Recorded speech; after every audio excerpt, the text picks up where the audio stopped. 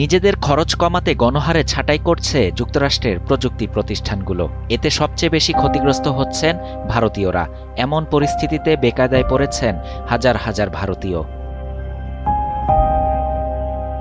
এনডিটিভির এক প্রতিবেদন অনুযায়ী সম্প্রতি ফেসবুকের প্যারেন্ট কোম্পানি মেটা যে ছাঁটাই করেছে এতে ভারতীয় H-1 ভিসাধারীরা সবচেয়ে বেশি ক্ষতিগ্রস্ত হয়েছেন।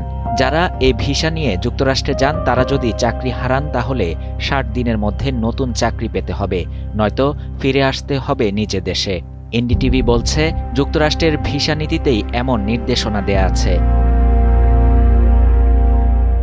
এই ভিসা মূলত স্পন্সর করে নিয়োগকারী প্রতিষ্ঠান।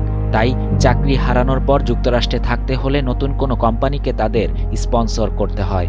তবে সম্প্রতি নতুন চাকরি পাওয়ার বিষয়টি বেশ কঠিন হয়ে পড়েছে, যা সেসব প্রবাসীর পরিস্থিতি আরও কঠিন করে দিয়েছে।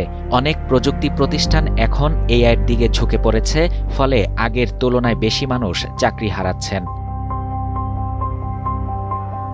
শুধুমাত্র মেটাই তাদের ৮,০০০ কর্মীকে ছাঁটাই করেছে।